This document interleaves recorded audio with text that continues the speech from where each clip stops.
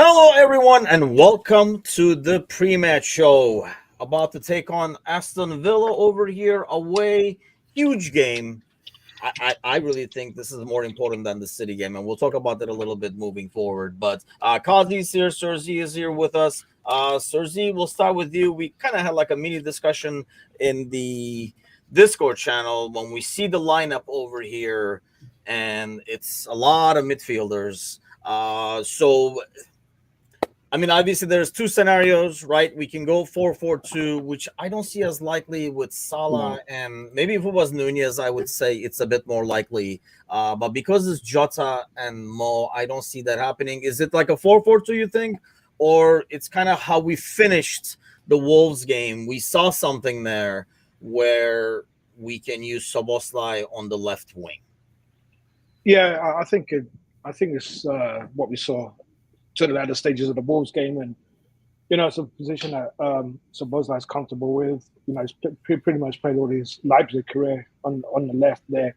And to Kazi's point in Discord, originally I thought it was maybe to protect Robertson, but I don't know too much about the fullback for Villa, so I'll go with Kazi. He's more knowledgeable than I am. So yeah, probably on that, put him on the left. Obviously, Gakpo not being around, Diaz, playing 2 games in a row, 90 minutes, and with Nunez just being Nunez, it's kind of a default, I think.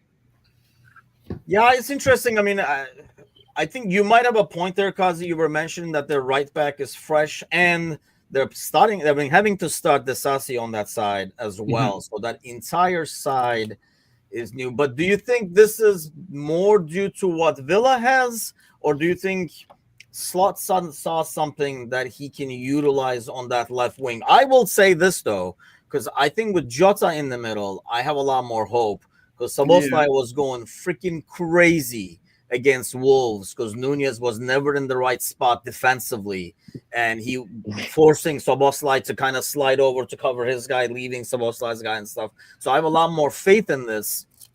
Did Slot say, man, if we had Jota in the middle, this would work great? Or you think he sees Villa and he says, you know what, I can do this. If it doesn't work, I'll throw in Diaz? I think it's all of that, really. I think it's kind of a bit tenfold what he's doing here. Like, he's thrown a diddle in a massive game. He's thrown one at us, which is absolutely insane. Like, you haven't tried this in anywhere else in the league this season. But you thought in the really busy part of a packed schedule to find our league title owner, you want to throw a diddle, which I'm really into, by the way, of him backing himself, but he believes, no, this will work. And number 2, I just think that kid that they've signed, he's come from the Spanish 2nd division. He's only played 2 games for them. He's only 21, the kid. And I think he's kind of thinking to himself, you know what? If they're going to try and pass out from the back and they go to that kid, Szoboszlai can swarm that kid and see how that kid reacts. Listen, that kid might react and be unbelievable from right back. We don't know. But neither do Villa, really. Villa don't really know. And I think if you have someone pressing you like Szoboszlai, where he can win that ball back high up the pitch, and then if he does win the ball back, you're dragging Disasi over, and then space can open up for Jota. I think that could be... All you have to do is nick it once off that kid, and then Disasi will be worried anyway.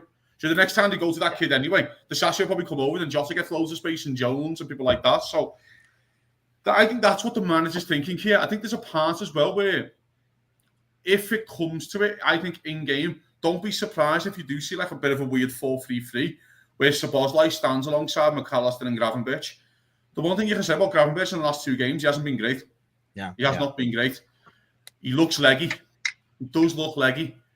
Where if Szoboszlai in certain moments for 5-10 minutes can sit alongside those 2 and just go to Jota, go and play left wing, and we'll play Jones down the middle for 10. Or even Jones go and play left wing, and we'll play Jota down the middle for 10. But just because if Villa have the ball, hear me out. If Villa have the ball, Villa Park, at home, crowds up, they're getting their boss. Let's get it right. Their midfield 3 and attack is unbelievable. Really good. Yeah. Really, it's Champions League level. He might think to himself, for 10 minutes here, we can just shut up shop, take the beating. Oh, you're saying in the beginning?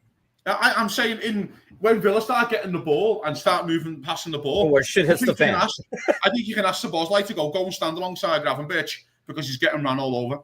Or go and stand alongside McAllister because he's getting run all over. And we need to solidify a little bit. The one thing you know about this manager, guys, that we've learned, he's very good in game. He's got good in-game management. He doesn't mind throwing 3 or 4 formations at you for 5-10 minutes in-game. And I can see where he goes, well, that's a good option for me. If Gravenberch starts looking a bit leggy, I can pull Szoboszlai in. Do you know what I mean? And start kind of, make that like a solid line of 4-3-3. But it's interesting, mate. It really is. And the last thing I want to mention on it, it's probably a damning indictment what he thinks of the attacking line. It's a damning indictment that he might think, yes, but he can't trust Diaz to do the same job that Szoboszlai could do on the left wing. You can't trust him to do it. I almost feel like it's a bit of, if Gakpo was available today, I think it's like a no-brainer. Gakpo goes in there. But I think this gives him the flexibility, and I think you're right about Gravenberch. I think if things are not going well, you probably slide Jones back, slide Szoboszlai to his regular spots, and then you throw Diaz in there on the left. To me, I feel like, and Sparky says Diaz is being safe for City. That's another thing. This almost tells us that we're not going to have Gakpo until like next week at the earliest, probably. Because if that wasn't the case, I can see him like doing Diaz today and stuff like that. Maybe he is saving you for City and doesn't want Diaz playing. Because when Diaz does play, as much crap as we give him, especially when he plays on the wing, he works a lot off the ball. A lot of like running, sometimes unnecessary, but still a lot of running. So he has to kind of preserve that. My thing, Sergi, is, going back to what I was saying in the beginning, I just feel like this game is huge only because you win this game, you make it 10 points. You put so much pressure on Arsenal going in. And I honestly don't care as much about the City game. The City game becomes, a normal game, whereas you lose points today. Then when Arsenal wins, we kind of saw this team a bit shaky in the Wolves game. That you don't want this team under pressure as well. So I really think this game is almost more important than the City game, because if you win this, I think you put Arsenal behind the 8 ball, because I know it's a game in hand, but it's 10 points behind. So you put immense pressure, because they will know that if they don't win against West Ham, it's over. So I think you shift that pressure over. Whereas the other case scenario, now you get Arsenal all excited because we lost points. If they beat West Ham, now you're taking the pressure on yourself going away to City, who's about to play a really tough game themselves away at Madrid in less than an hour here. But yeah, no, 100%. It seems like every time we come on a pre-match, we're saying it's the most important game of the season, and I think it's going to be. I think it's going to be like that until the end of February. If we win today and Arsenal drop points, we have a little bit of leeway, and we can go into the City game not trying to force the win. But again, like I said, all we can do is control our own. And that's the luxury of it. Like, everything is in our hands. We're not chasing anyone. And again, if it was City that was behind us, I'd be more worried with Arsenal. And you just don't know what Arsenal's going to turn up. And they had to rely on Merino to come in as a sub and score 2 goals. And it's just, then you start thinking, is it their season? They got to play, can't, it's just so many variables. And it's all we can do is just control our games and do at least minimum match what Arsenal do. What you think, Kazi, in terms of, Z is right. We do say this is the most important game, but I just feel like when you look at these 2 games, I think you need 4 out of the 2 to be able to say you went around this corner over here. So if you get 3 over here, it really eases the pressure on the City game. I think it's a bit broader question. What would you think is acceptable or what would you be happy with of the next 3 games? How many points? What would I be happy with? I would be happy with 7. I think 7 is solid. I think 7's utopia. I think 5 and 6 is okay. I think 5's okay in a weird way. I think a win and 2 draws is not the end of the world. I don't. But what I'm saying is, we're going back to that though. So, Tim, if you win today though, that's where it's like, okay, it's not that City's a free hit, because it's never a free hit. Yeah. Especially when after 75 minutes, they look absolutely done. Like done in games after 75 minutes. I actually think if you win today, it's like you can really put the stamp down here and go, right, City's whatever it is. I actually think 5 is okay. I think 7's utopia. I think saying 5 is okay because, like, for example, you expect Arsenal to lose points away at Forest? Or you're saying if it goes down after these 3 games, if it's only even down to 3 points, the difference, you're still okay with that? But I don't think it would be, would it? It'd still be like 6 or 5 points difference. And I think then you can actually but the game in hand, but yeah, of course. But then, but their game in hand, like I think after Forest, they've got United and Chelsea, and then we play Southampton on one of them weekends. I think after because after you go to Newcastle, Liverpool's 5 or 6 are all winnable. I think these are the 3. This is the key 3. I think 5 is fine. But what you do then, if you get 5, if you get 3 in the first game. Notice if you lose to City, let's say worst case scenario, you can go and whack Newcastle at home. Newcastle's just been whacked away from home in City. Whacked. So you could go and whack Newcastle at home and get 6 out of 3 games. I think that's good. I think that's really good still. I think 7's really good. I think we're asking a lot to go to City and expect them wins. I just think that's really ridiculous as fans. So going back to this game, you can take the pressure off yourselves by winning this. And I think with their back 3 lads, forget Luka Dean, a right back from the Spanish second division who's in his 3rd game, the Sassy who's on loan, who looks a bit and Mings coming back from injury, who's made out of fucking glass. I actually think this is a good time to play Villa. I think this is a good time. Bear in mind, they've struggled in the Champions League games with the game after. So they play well midweek, but then I don't think they've won a game after every Champions League game. I don't think they've won.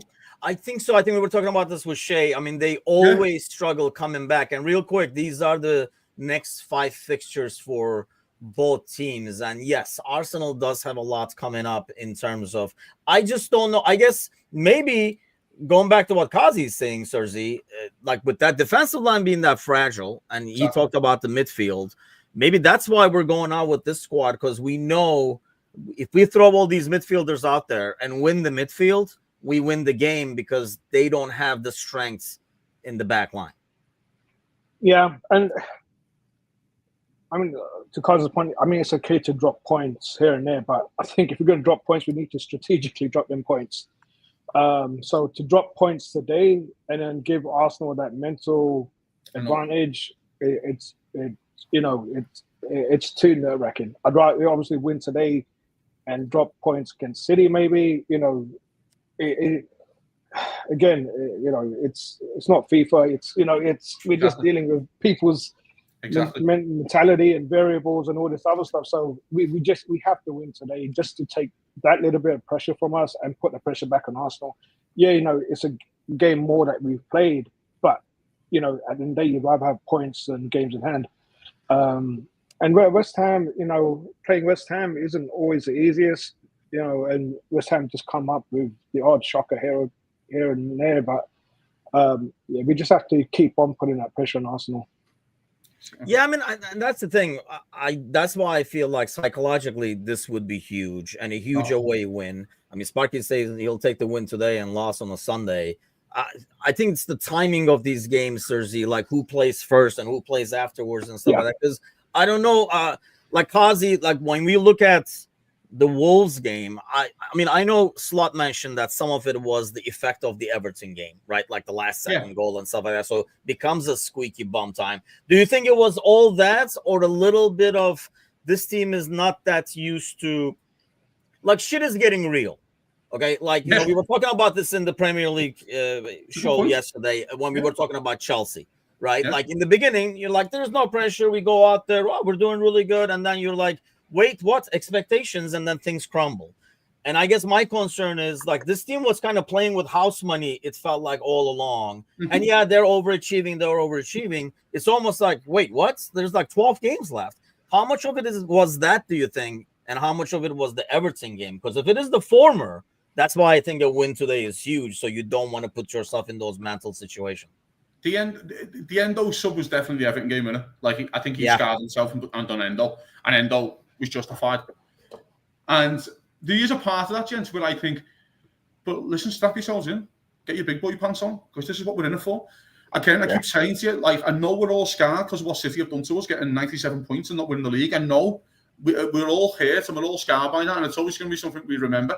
But these are real title races. This is a real title race. This is what they're meant to be. This is what they were growing up. Yeah. When Man United were winning the league on 78 points. And like that's what's normal for the team. This is a normal season. By the way, this Liverpool side could still easily get 88 points, which is ridiculous. A ridiculous feat to get that many points anyway. And it should be still normalised. But what City have done the last 5 is not normalised that shit for you. It's made you think, we can get 90 points and can't win, which we did twice, by the way, and never won the league. So I think we need to That's why I'm at the stage where I'd love to see a performance. I really would love to see Liverpool go out and play well in a game, but I don't care. I don't care. Yeah, it's time for big boys. Like, if you're not ready to strap onto a proper title race roller coaster, then we don't want you on the ride. I don't care about calling them out. I'm not interested if Dominic Szoboszlai can't control a football. I'm not interested if Andy Robertson can't run after 60 minutes. Yeah. Win the fucking football match and I'll deal with all that shit in the summer. Yeah, I'll deal with it in the summer. Do you know what I mean? It's fucking time. This is about winning. I've seen that Wolves game, by the way, and I've seen all the stuff that some of the lads got on the back of it, right? I have seen hundreds of those games that Man United have done growing up. Hundreds of those games. Sorry for swearing because we're trying to monetize now on YouTube. Right? I've seen hundreds of them where they just scrape by and looked awful and disgusting and won the game 1-0 and 2-1, subbing on Sheringham and Solskjaer.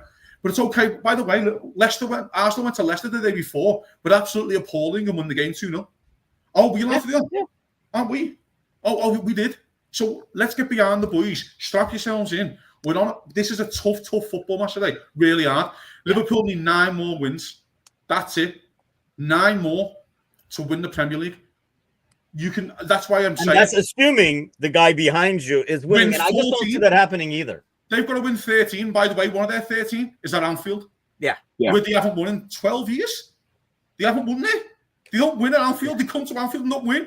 So strap yourselves in. Stop getting at the lads when they're playing poorly or they're out misplaced passes and all that. Stop shitting yourselves. Strap yourselves in, and there we go. Because this is what we're all in it for, aren't we? Is to win the Premier League. When you said the adults, big boy pants, Sergi and I are just basically going to the adult diaper aisle probably these weeks. We should clip this and play on Discord when Kazi wants to have a car accident.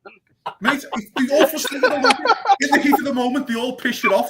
But after 90 minutes, as long as it says Liverpool win, I'll swallow it all.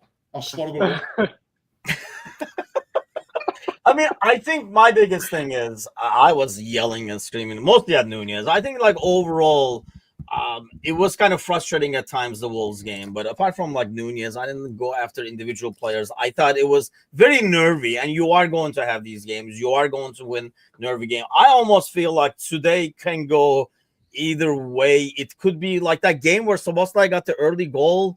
I can't even remember that was at Anfield or away, but against Villa, we won 3-0. It was like the easiest game. I think it was last season that you did not expect it to be. Or was that this season?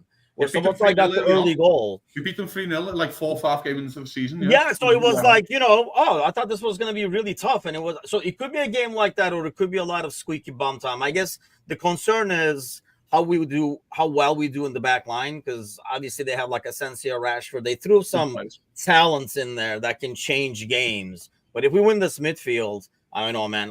I'm putting lots in this game over here. A win can take us a long way. No pressure, kids. No pressure.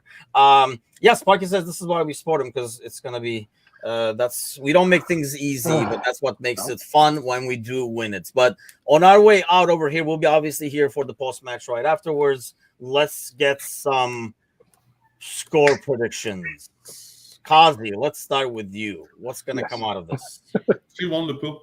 I think it's going to be stinky and horrible again. I really do. I think it's like 1-1 or even like 1-0 Liverpool on 70. I really do. And I think the subs change it. He has a lot of attacking options on the bench, doesn't he? And with the defence, I don't know if Mings can do 90. He was forced into the Mings sub, weren't he, on 15 minutes against Ipswich. He was really... because someone else got injured, I can't remember. I don't know if Mings can do 90, so I really think our bench wins the game. Sergi, how squeaky of a bum are you Are you putting the diaper on as we speak? I'm looking at the forward line and Watkins and Rashford trying to prove a point. I know Rashford's getting there one, isn't he? Rashford's getting there one. We just know he's getting there one. I'm gonna go for 4-3 Liverpool. Fuck off, Sergi. It's worse than 2-1. I'll go 4-3. I'll go for sanity. At the forwards. I'll go for a slot special at 2-0, a controlled game where we control midfield with all these players, and then we kind of like sleep the rest of it out. But an early goal would go a long way, but it is a tough game. So up the Reds. Let's hope we get these 3 points. Yeah, I don't know, man. This feels like I don't know why. It feels like a cup final or something for me. I don't know why I'm putting so much. It is that big, isn't it? Yeah. I've got butterflies and everything. Yes, like, normally you don't. Like, I didn't get that in the Wolves game. I don't know, because it's a game that I feel like it's so crucial, like a turning point kind of a thing. And it probably is not. I don't think Arsenal fans are probably looking at it like, hey, that's a game they can lose points on, kind of thing. But I don't think they're probably seeing it as like a turning point in the season kind of a deal. But I feel like it is just because of the psychological reasons we talked about. But on that note, we'll head on over to our TVs, watch the game. I'll get the snacks ready for the boys, and hopefully we'll come back with 3 points. We'll see you guys here for the post-match. Take care.